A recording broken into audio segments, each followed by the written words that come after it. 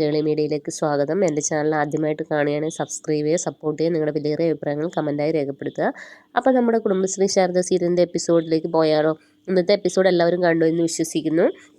നമ്മുടെ സത്യഭാമയും രാഘവനും പിള്ളയും പൊന്നിയൊക്കെ ചേർന്ന് ഫോട്ടോ എടുക്കുകയും സത്യഭാമയാണെങ്കിൽ ഭയങ്കര സന്തോഷത്തിൽ അഭിനയിക്കുകയാണ്. രാഘവനാണെങ്കിൽ വളരെ ദുഃഖത്തിലുമാണ്. അങ്ങനെയുള്ള മുഹൂർത്തങ്ങളിലൂടെയാണ് ഇന്ന് കടന്നുപോയത്. അതുപോലെ നമ്മുടെ രോഹിതാണെങ്കിൽ വെള്ളമടിച്ച് നടക്കാൻ പറ്റാത്ത അവസ്ഥയിൽ ഇങ്ങനെ കിടക്കുന്ന സമയത്താണ് ശ്യാമ പപ്പിമോളെയും കൊണ്ട് അങ്ങോട്ടേക്ക് പോകുന്നത്. അങ്ങനെ പപ്പിമോൾ അച്ഛൻ്റെ അടുത്തേക്ക് ചെല്ലുകയാണ്. അപ്പോൾ അച്ഛ എന്ന് വിളിക്കുകയാണ്. അപ്പോൾ പെട്ടെന്ന് രോഹിത്തിന് പഴയ കാര്യങ്ങളൊക്കെ ഓർമ്മ വരുന്നു. ഇങ്ങനെ പ്രസവിച്ച ഉടനെ കൊച്ചിനെ കൊണ്ട് കൊടുക്കുന്നതും അതുപോലെ യൂണിഫോമൊക്കെ ഇട്ട് സ്കൂളിൽ പോകുന്ന സമയത്ത് രോഹിത് വാരി എടുക്കുന്നതും ഇതൊക്കെ ഓർമ്മ വരികയാണ്. പെട്ടെന്ന് അവൻ മോളെ കെട്ടിപ്പിടിക്കുകയാണ് ഇങ്ങനെ. അപ്പം മോൾ അതിന് മുമ്പ് പറയുന്നുണ്ട്, അച്ഛന് എന്നെ മനസ്സിലാത്തത് കള്ളു കുടിച്ചിട്ടാണെന്നുള്ള രീതിയിലൊക്കെ പറയുകയാണ്. അങ്ങനെ മോളെ കെട്ടിപ്പിടിച്ച് നിൽക്കുന്ന സീനാണ് ഇന്ന് അവസാനിക്കുന്നത്. അപ്പം നാളത്തെ എപ്പിസോഡ് കഴിയുന്ന വളരെ രസകരമായ എപ്പിസോഡാണ്.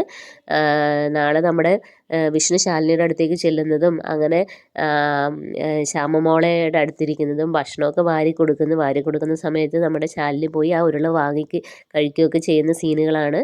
പിന്നീട് നമ്മുടെ ശാലിനി പറയുന്നുണ്ട്, ആ ജോലിക്ക് പോകണ്ട വിഷ്ണു, കാരണം ലോറി ഓടിക്കലാണല്ലോ, അതൊക്കെ റിസ്ക് അല്ലേ, അപ്പോൾ അത് നമുക്ക് വേണ്ട, നമുക്ക് വേറെ ജോലി അന്വേഷിക്കാം എന്നുള്ള രീതിയിലൊക്കെ വിഷ്ണുവിനോട് പറയുകയാണ്.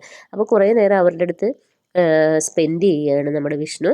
അതിനുശേഷം അപ്പോൾ ഇതൊക്കെ ടീച്ചർ കണ്ട് വളരെ സന്തോഷത്തോടെ ഇരിക്കുകയാണ്. ഇങ്ങനെയൊക്കെ വിഷ്ണുവിന് ചെയ്യാൻ പറ്റുന്നുണ്ടല്ലോ ഓർത്തിട്ട്.